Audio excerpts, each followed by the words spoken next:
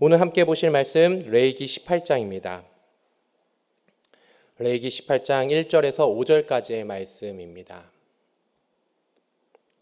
다 같이 합독하시겠습니다.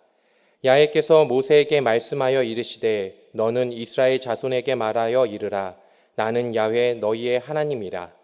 너희는 너희가 거주하던 애굽 땅의 풍속을 따르지 말며 내가 너희를 인도할 가나안 땅의 풍속과 규례도 행하지 말고 너희는 내 법도를 따르며 내 규례를 지켜 그대로 행하라. 나는 너희의 하나님 야훼이니라.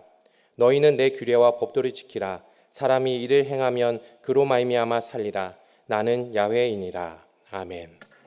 할렐루야, 반갑습니다. 저는 홍선준 목사입니다. 저 중고등학교 때 제 친구 중에 목사님 아들 2명 있었어요. 걔네들이 이제 저희 집에 전화하면 이제 저 바꿔달라고 전화를 했겠죠. 그럼 저희 어머니가 받으면 항상 물어보는 거 있습니다. 그 질문을 통과해야 저를 바꿔줍니다. 무엇을 물어봤냐면 영재는 누구 아들? 웅이는 누구 아들? 물어봅니다. 그러면 처음에는 쭈삣쭈삣대죠. 우리 아버지 아들인데 뭐 그러다가 어머니가 원하시는 답은 하나님의 아들, 하나님의 자녀. 이 답이 나올 때까지 저를 안 바꿔주십니다. 그래가지고 하나님의 아들입니다. 그러면은 이제 바꿔주시는 거죠. 우리는 누구죠? 누구의 자녀일까요? 하나님의 자녀. 네, 맞습니다. 하나님의 자녀입니다. 제가 요한복음 1장을 한번 읽어볼 건데요. 우리가 어떻게 하나님의 자녀가 됐는지 제가 요한복음 1장을 읽어보겠습니다. 1장 9절 말씀인데요. 참 빛, 곧 세상에 와서 각 사람에게 비추는 빛이 있었나니. 빛이 누구죠? 예수 그리스도죠. 참 빛. 예수님께서 이 땅에 오셔서 각 사람에게 비춰주셨는데 10절 그가 세상에 계셨으며 세상은 그로 말미암아 지은 바 되었으되 세상이 그를 알지 못하였고. 세상은 지금 이 땅을 말하는 거죠. 그렇죠? 근데 세상에 빛이 내려왔는데 이 땅의 주인이신 예수님이 내려오셨는데 아무도 그를 알아보지 못하는 거예요. 그렇죠? 11절 자기 땅에 오매 자기 백성이 영접하지 아니하였으나. 자기 땅에 내려오셨는데도 불구하고 아무도 모르는 거예요. 그렇죠? 그리고 나서 12절 영접하는 자 곧 그 이름을 믿는 자에게는 하나님의 자녀가 되는 권세를 주셨으니. 영접하는 사람이 하나님의 자녀가 되는 거예요. 그렇죠? 그러면 오늘 레위기 18장 1절에서 5절까지의 말씀을 읽었는데요. 너무 빨리 읽어서 기억이 안 나시죠? 이 말씀을 비추어 보면은 세상은 뭐예요? 세상은 뭐냐면 이 땅을 말하는데 오늘 본문에서는 3절 말씀 보면 너희는 너희가 거주하던 애굽 땅의 풍속을 따르지 말며 내가 너희를 인도할 가나안 땅의 풍속도 규례도 행하지 말고.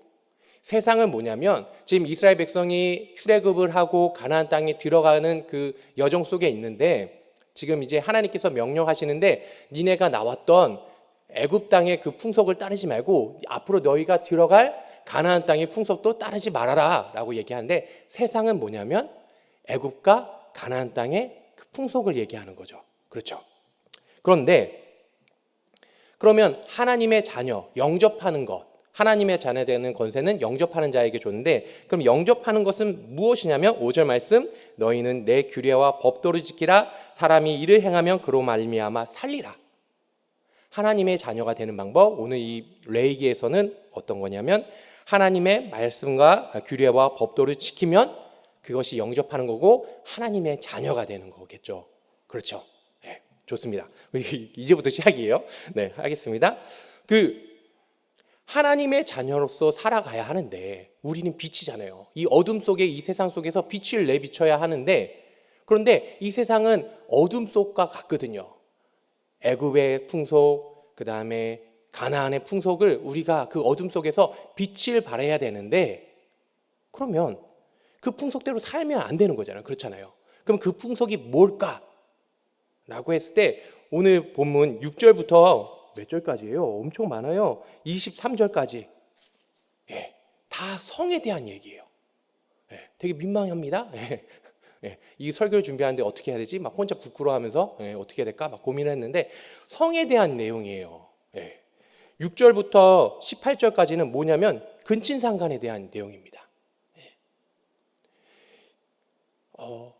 출애굽하기 전에, 그러니까 애굽 땅에서 애굽의 그 왕들은 어떤 거냐면 자기들끼리 근친상간을 해서 후손을 계속 낳은 거죠. 예. 그리고 이미 그 이 시대는 너무나 이렇게 크지가 않잖아요. 작잖아요. 뭐 이렇게 뭉쳐서 살잖아요. 그러다 보니까 근친상간에 그런 것들이 많이 있었던 거예요. 그러니까 가정의 질서가 이미 파괴되고 있는 상황이었죠. 예. 쉽게 보면 그냥 우리가 생각하기에 막장 드라마에 나오는 그냥 막장인 거예요. 예. 그런 거죠. 이미 그런 상황 속에 있으니까 그런 문화를 들어가면 안 된다. 그런 문화를 따르면 안 된다. 라고 하나님께서 말씀하신 거죠.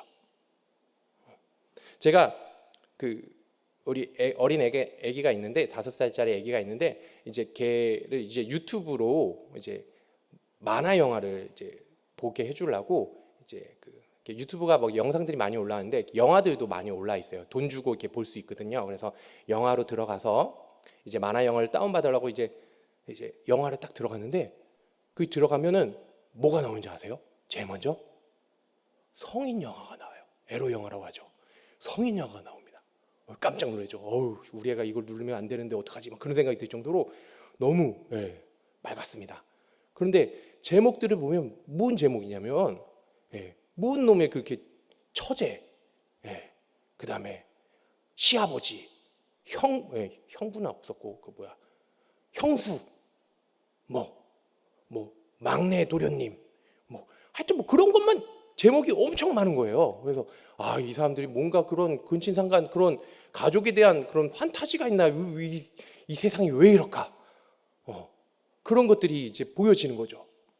이 근친상간은 지금은 우리는 가끔 기사에서 접하지만 우리 내면 속에 뭔가 그런 판타지가 있는 것 같아요.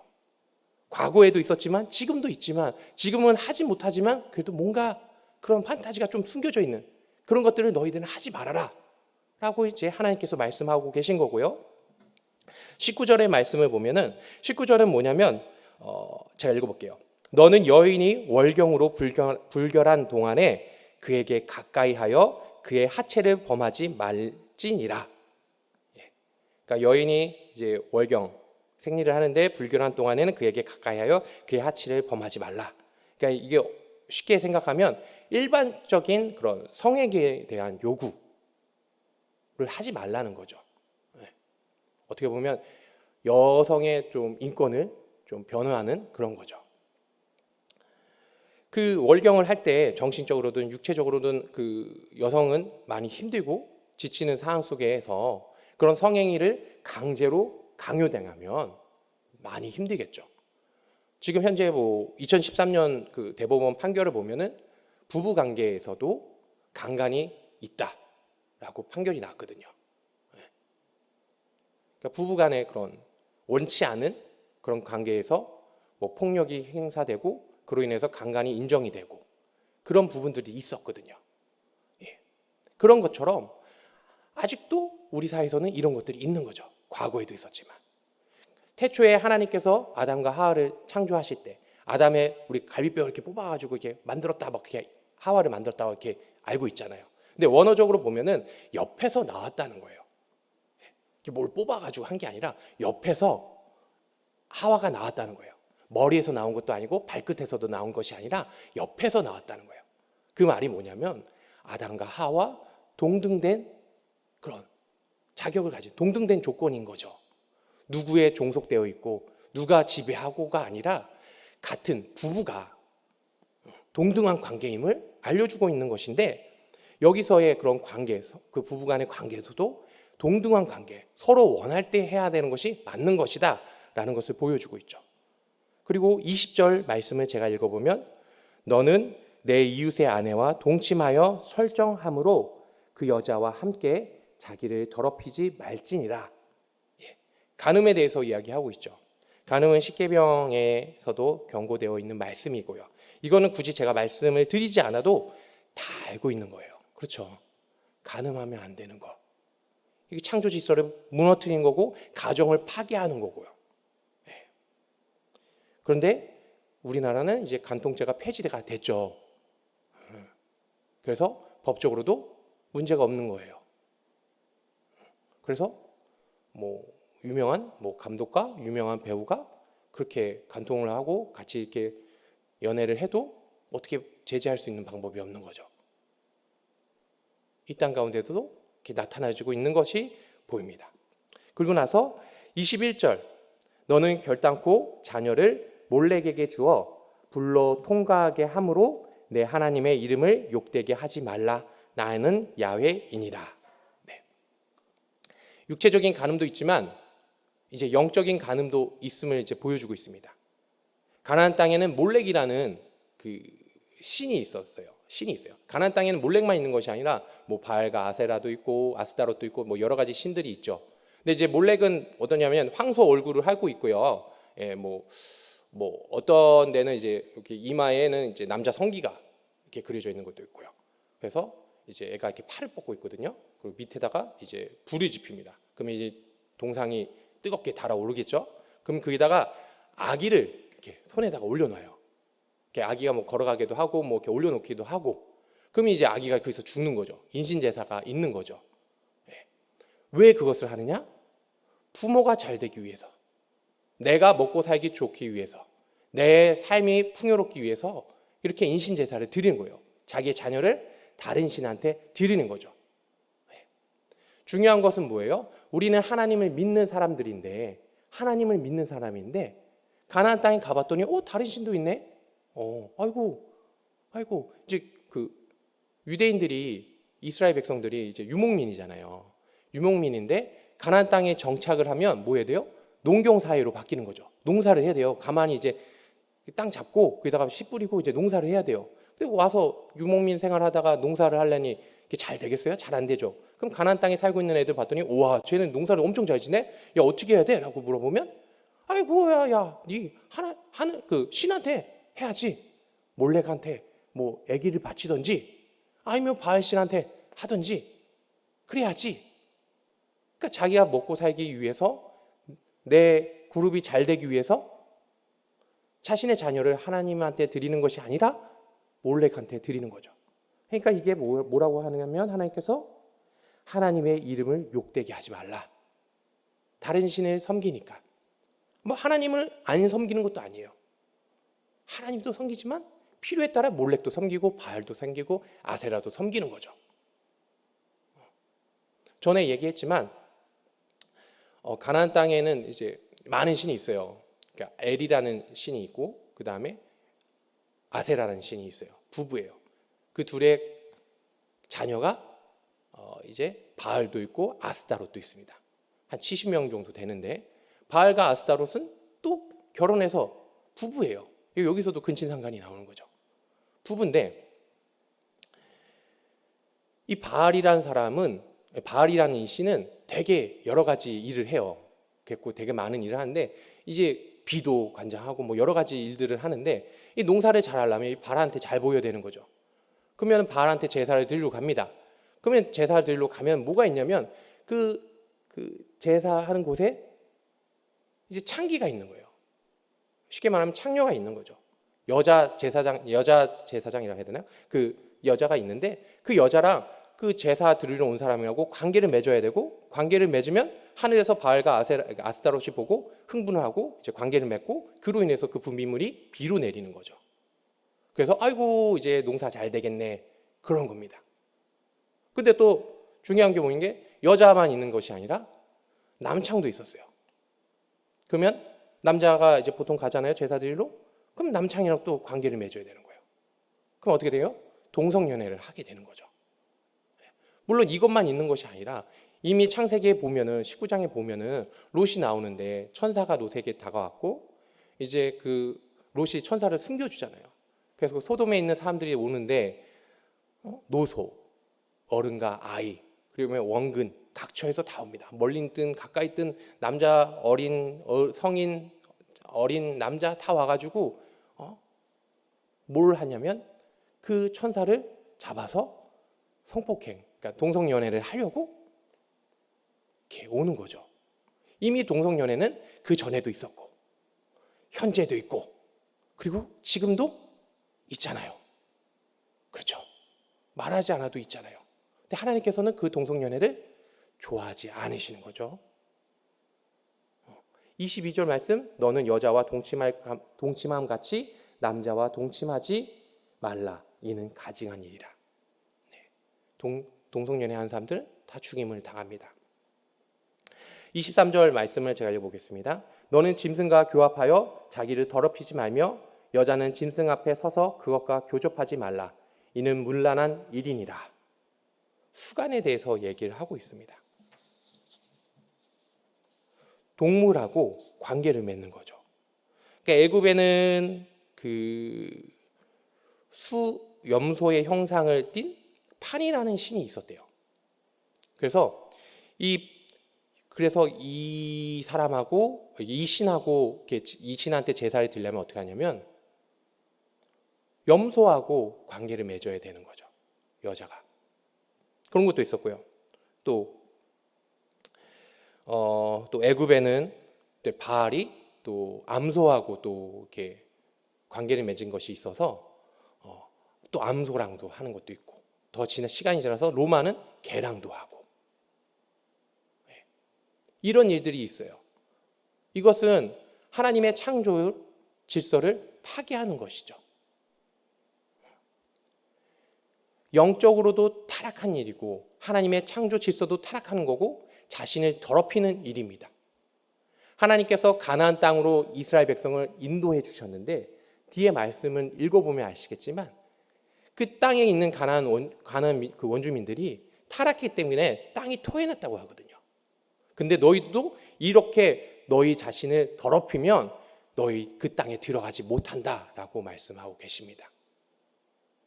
내가 너희를 출애굽시켜서 축복의 땅으로 내가 너희를 인도하고 있지만 너희가 만약에 이 세상의 방법대로 살아간다면, 이 어둠 속에 있는 방법대로 살아간다면 내가 너희를 그 땅으로 들이지 않겠다. 들여놔도 버리겠다. 라고 말씀하고 계신 거죠. 30절 말씀 제가 읽어보겠습니다. 그러므로 너희는 내 명령을 지키고 너희가 들어가기 전에 행했던 가증한 풍속을 하나라도 따름으로 스스로 더럽히지 말라. 나는 너희의 하나님 야훼이니라. 내 명령을 지키고 너희가 들어가기 전에 이렇게 풍속을 따르지 말라라고 되어 있는데, 이게 원어적으로 보면은 해석되지 않은 부분이 있는데요. 그거를 이제 바로 정확히 해석을 하면 가증한 풍속을 행하지 않기 위해서는 하나님의 명령을 지켜야 한다라는 거예요. 하나님의 명령을 지켜야지 우리가 그 가증한 풍속을 따르지 않을 수 있다는 거예요. 세상의 길을 따르지 않을 수 있다는 거예요. 우리가 우리의 마음을 지킬 수 있는 방법은 뭐냐? 하나님의 말씀을 우리가 계속 우리 마음 가운데 새기고 그 말씀대로 살아가야 이 세상과 섞이지 않는 하나님의 자녀로서 살아갈 수 있다는 것이죠. 빛은 어둠하고 섞이지 않습니다. 그렇죠? 그렇기 때문에 하나님도 믿고 다른 신도 믿고 다른 것도 하고 그것은 하나님을 제대로 믿는 사람이 아닌 거죠. 빛은 빛이에요. 어둠은 어둠이고요. 그렇기 때문에 하나님의 말씀대로 우리가 살아야 합니다.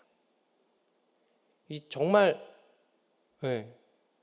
성적으로 문란한 이 세상에서 우리가 우리의 자녀들을 잘 키울 수 있는 방법, 잘 양육할 수 있는 방법은 무엇이냐?